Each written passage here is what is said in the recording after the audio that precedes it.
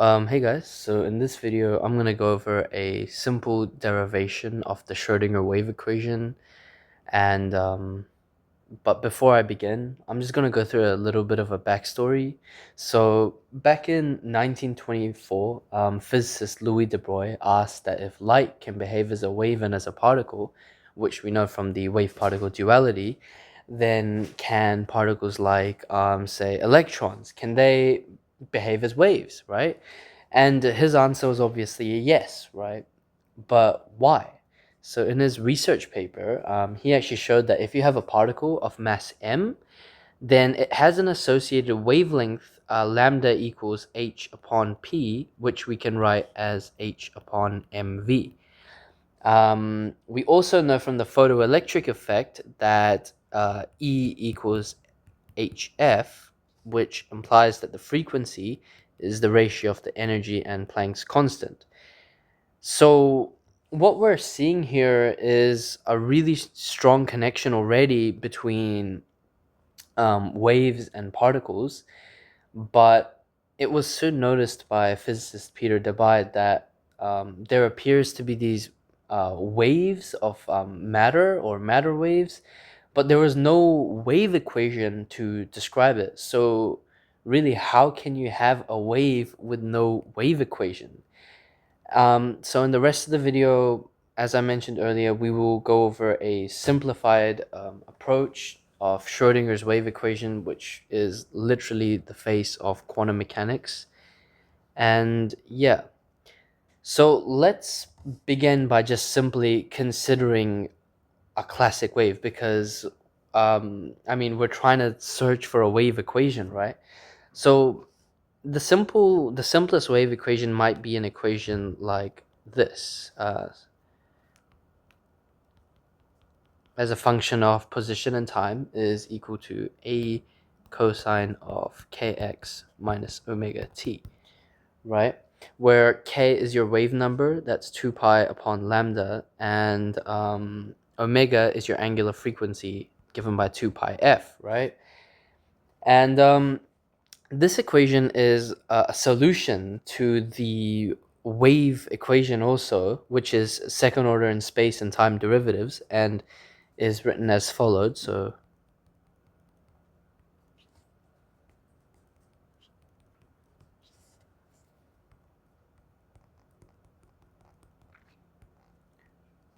and so this is like the general wave equation. You might have already seen this in my other video where I also used this equation I linked it into Maxwell's equations to prove the speed of light.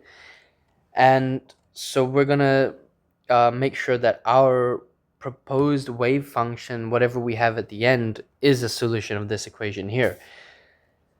So how do we really begin, So like usually for when it comes to this, the best way to begin is with energy. So we're going to use energy because in physics, energy is really what generates time evolution, more specifically the Hamiltonian, but I won't really go into that. And since these quantum particles behave like waves and energy determines wave frequency, as I showed you earlier, these equations that are governing these apparent quantum waves must also be built upon energy relations. So let's just list some of the most baseline equations that we need to have, which is E equals hf, which implies that frequency is equal to E upon h, and the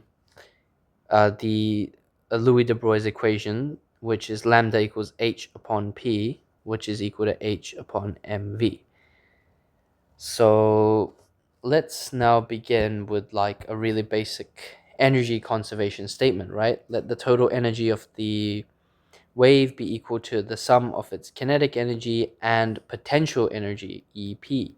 So we know that EK is simply equal to half mv squared, but because we have a momentum term in our lambda equation, let's express kinetic energy in terms of momentum. So if we rewrite that in terms of momentum, we're going to get p squared upon 2m. And the potential of the particle, EP, can be expressed in terms of position and time. which we'll just say v of x comma t. So then we can express the total energy as p squared upon 2m plus v of x comma t. We also know that E equals HF, so we can just write that HF is equal to p squared upon 2m plus v of x comma t.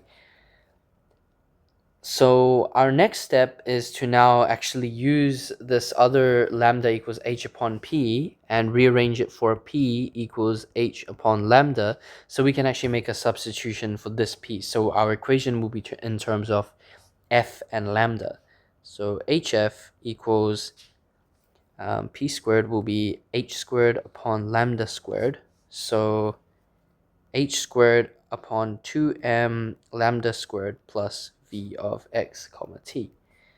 Okay, and so now that we're here, we really want something that links this back to waves, because our end goal is obviously some sort of wave equation, right? So that means now, since I have a lambda and a f, I can actually introduce the wave number k, which is defined as 2 pi upon lambda, and omega, the angular velocity, which is 2 pi f. And so rearranging this, we're going to get lambda is equal to 2 pi upon k, and f is equal to omega upon 2 pi.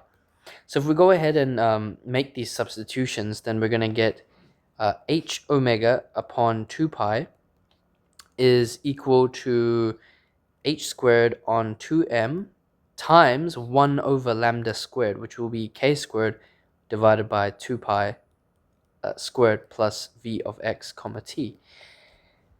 And then it will also prove convenient to use the notation h bar, which is known as the reduced Planck's constant, which is just h divided by 2 pi. And so that just means that h is equal to 2 pi h bar. So we already have this h upon 2 pi over here, so we can just write as h bar omega is equal to, and then h squared will just be h bar squared times 2 pi squared times k squared, all upon 2m times 2 pi squared plus v of x comma t. And the 4 pi squareds will cancel out, so we will be left with h bar omega is equal to h bar squared upon 2m plus, sorry, I forgot the k squared, times k squared plus v of x comma t. And so, I mean, the better way to just write this will be just the other way. So h bar squared upon 2m k squared plus v of x comma t is equal to h bar omega. Okay, nice.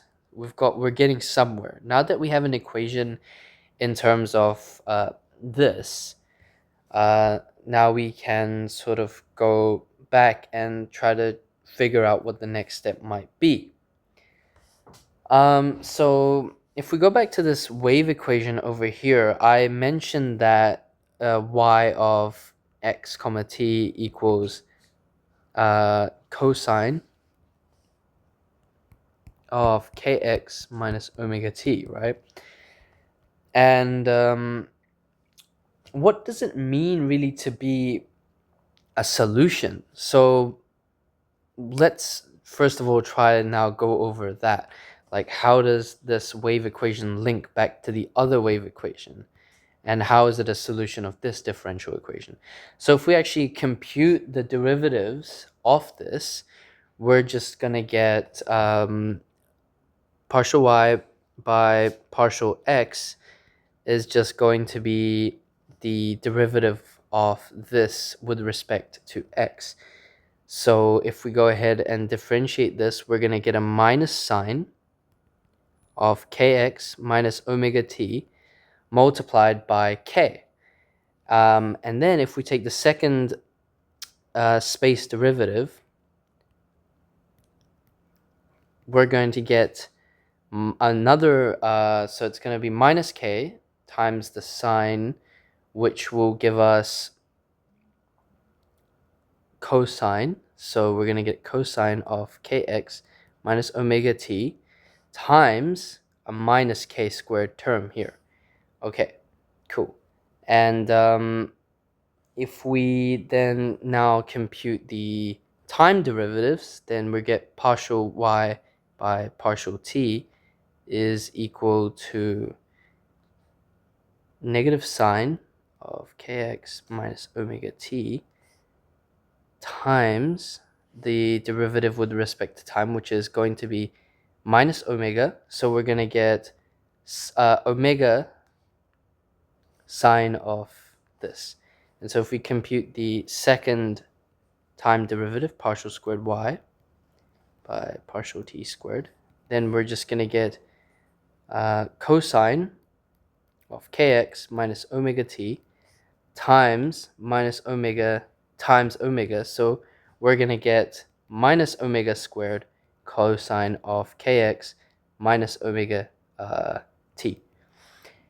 Okay, so now that we've computed both of the second derivatives for space and time, let's get the results. So here we have minus k squared cosine and this.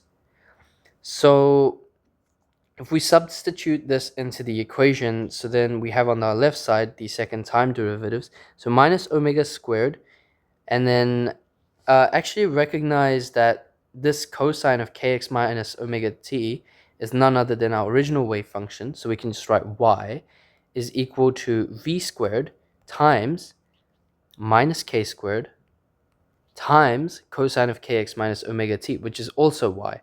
So if we go ahead and divide everything and we just cancel the y's, then we're going to be left with omega squared equals v squared k squared, also canceling out the negatives on both sides. And so we see from this relationship that v is equal to omega upon k. So what that means is that this wave equation is only going to be a solution provided that v equals omega upon k. And if we actually substitute in the definitions for omega and k, then we get v equals 2 pi f multiplied by 1 over k, where k was, what's k? 2 pi on lambda. So that'll become lambda divided by 2 pi times lambda divided by 2 pi. And so we see that the 2 pi's cancel and we get none other than the famous relationship we all know, v equals f lambda. So, okay, now that we see that, but we also know that this is a linear differential equation. So by linearity, if we know that y1 of x comma t is a solution, and y2 of x comma t is another solution, then any arbitrary linear combination a times y1 plus b times y2 will also be a solution to that same partial differential equation that we saw up there. So an example of another solution might look like y of x comma t equals sine of kx minus omega t. Therefore, we have two independent solutions to this wave equation, sine and cosine, as you may have noticed now. So now let's kind of just go back. So as I mentioned about the whole linearity thing, let's just consider like a really basic start for this imaginary whatever quantum wave function that we have no clue about that we're trying to derive. So what I'm going to do is just say, okay, let's say psi of x comma t, which is going to be the wave function of our particle, is going to be cosine of kx minus omega t plus gamma sine of kx minus omega t. Now, my main reason of why I'm including this gamma and sine is purely because of the fact about linearity that I mentioned earlier. So if the sine term is not meant to be here, then somewhere down in the algebra, gamma will be 0. And so this entire sine term should just disappear and we might just be left with cosine. Or if nothing works out, then we'll find out. So let's carry out the algebra. So we know that this equation then should be a solution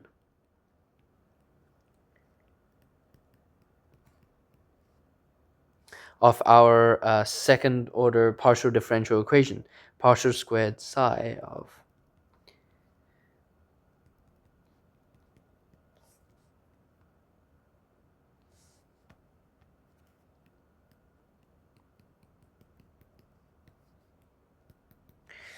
Okay, so now my proposed wave function is psi of x comma t equals cosine of kx minus omega t plus gamma sine of kx minus omega t. So let's actually check if it's a solution or not, because I told you about linearity, but did I really check? No, I didn't.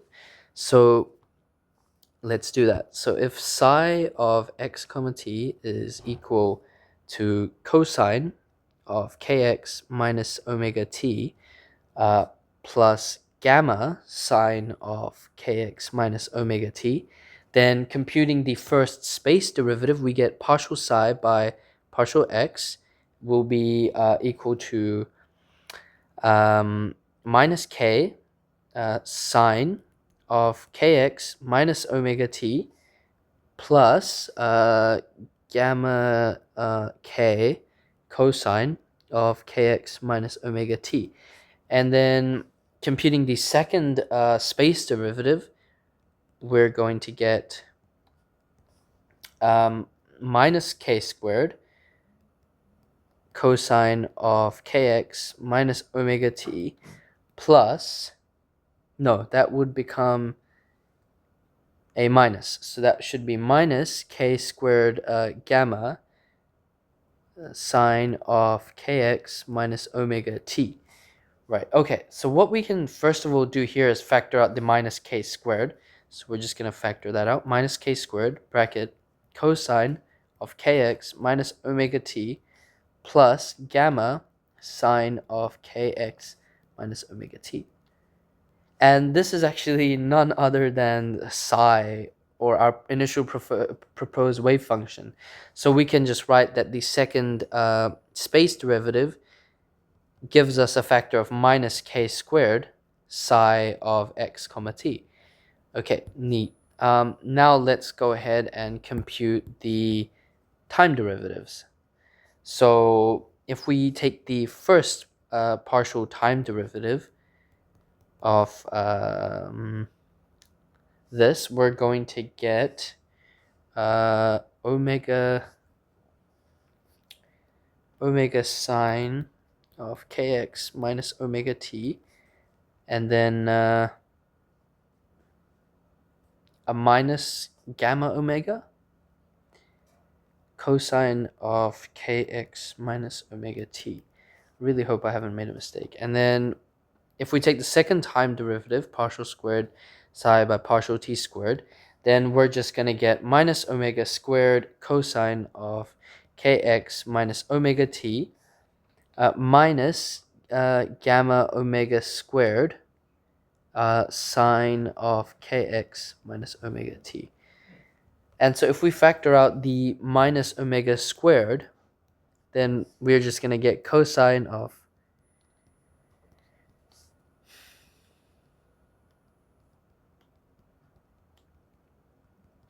which, once again, the stuff inside the bracket is none other than psi. Therefore, by taking the second time derivative, we get partial squared psi by partial t squared is equal to minus omega squared psi of x comma t. Okay, neat, cool. All right, so we see that that's obviously a solution with, once again, v equals omega upon k being our constraint, right? All right. So our next step is just going to be, let's go back to that equation we derived earlier, right? So that equation was h bar squared upon 2m k squared plus v of x comma t is equal to h bar omega, right? So notice how we have a factor of k squared here and a factor of omega here. Now, what that implies is, if you actually go back earlier, we got a factor of k squared, minus k squared actually, when we took the second space derivative, and we get a factor of omega when we take the first time derivative. So this stuff over here at the front, let's just call that a constant, right? Let's call that alpha. And this h bar here, that's just another constant, right? Let's just call that beta. So now what we can kind of do, I'm just going to move this a bit to the other side, because we have some space here. And I'm just going to write, okay, we know that this constant on the left here is just alpha, right? So alpha times the second space derivative plus v of x comma t psi of x comma t is then going to be equal to our next constant beta times partial psi by partial t, because that will give us the factor of omega. And so beta and then partial psi by partial t. Okay, cool.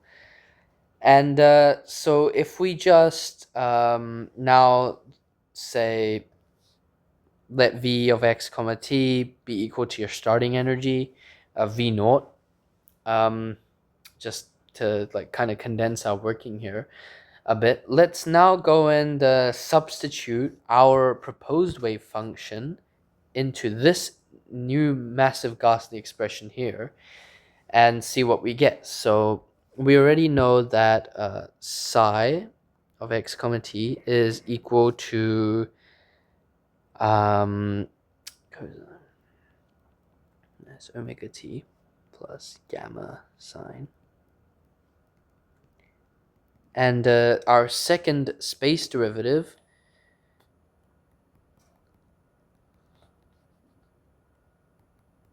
was equal to minus k squared psi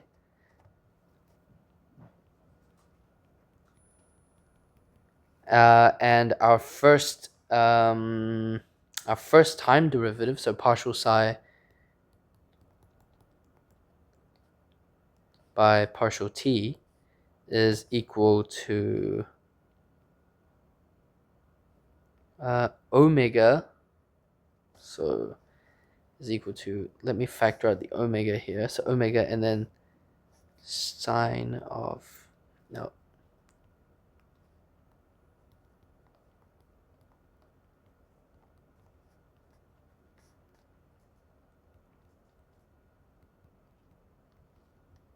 okay.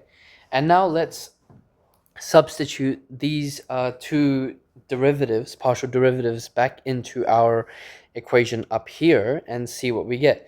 So we're going to get minus alpha k squared psi of x comma t plus the potential, which was v naught psi of x comma t, will be equal to beta omega times sine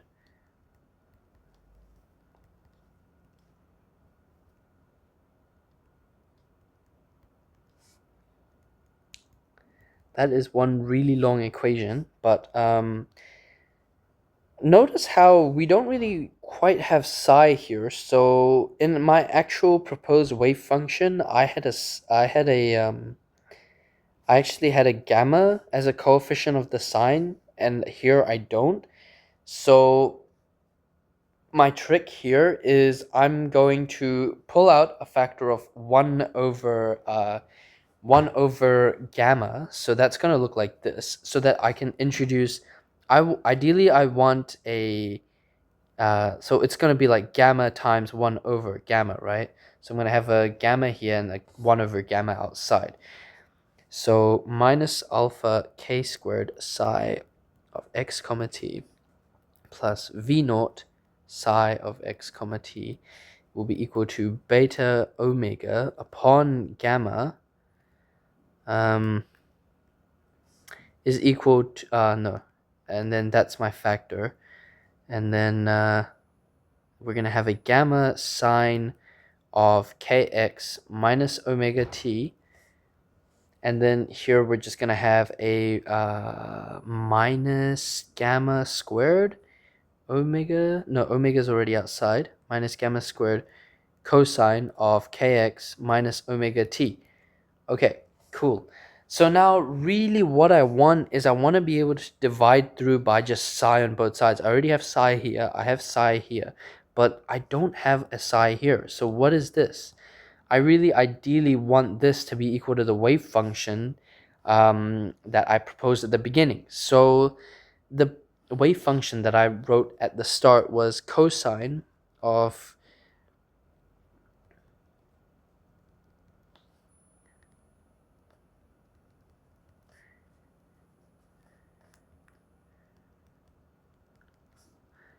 and I want this to be equal to whatever stuff I have here. In other words, what I'm trying to say is I want their coefficients to match. So I'm going to have a minus gamma squared cosine of kx minus omega t plus gamma sine of kx minus omega t.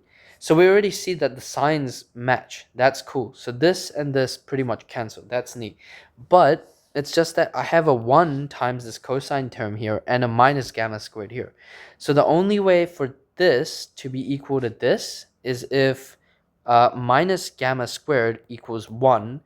And that implies that gamma squared should be equal to minus 1. And so gamma is actually equal to plus or minus the square root of negative 1. Okay, now that really doesn't sound right. It feels like we've made an awful mistake somewhere, but let's just keep going now and consider this a serious possibility, because we are kind of like dealing with something we can't see here already, but I'm pretty sure I've got my algebra straightforward. So let's consider this an actual possibility. So if we take gamma to be positive I, then our equation will then just become minus alpha k squared. Where did I write it? Over here, right? Psi of x comma t plus v naught psi of x comma t will be equal to beta omega upon gamma times, now if gamma is equal to I, then it's just everything will be satisfied here, so we're just gonna end up with everything canceling, and so psi of x comma t, right? And so then if we divide through by psi, then we get the relation minus alpha k squared plus v naught is equal to beta omega upon gamma, right? Now, something about this seems oddly familiar in the sense that if we actually go back to the equation we derived up here, I see a pretty remarkable correspondence between the two. Let me write them out together. So I think the equation we had derived there was h bar omega. Actually, it should be the other way around. So we had h bar squared on 2m times k squared plus v of x comma t, which we said was equal to v naught, is equal to h bar omega. And so then what we're going to get is we can actually now start to make a link. So we see alpha is going to be equal to minus h bar squared upon 2m, and beta upon gamma is equal to h bar, and so that just implies that beta equals I times h bar, where I is the imaginary unit. Okay, and so now writing that out, if we substitute it back into our equation, which was alpha times the second space derivative, so partial squared psi of x comma t by partial x squared plus is equal to, I think, beta times the first time derivative, so partial psi by partial t. And if we go ahead and substitute that in, then we get the result that minus h bar squared upon 2m times the second space derivative plus v of x comma t psi of x comma t is equal to I times h bar partial psi by partial t. And this practically completes everything, because this is the wave equation that we have to solve. We have to solve this for psi to get our wave function. And this is exactly the equation that Schrödinger derived back when all of this was kind of just starting. And this equation really is the face of quantum mechanics. Usually in in undergrad, I think in your first year, you might see like time independent versions. So there do exist versions that just purely depend on space and time individually. So there might be an equation that only depends on space, right? And there might also be an equation that purely just depends on time, right? So there do exist these forms of the wave equation, but I might go over them in another video. But I just mostly wanted to go over the Schrödinger wave equation and how you can derive it. And so that's really all it takes. Yeah, thanks.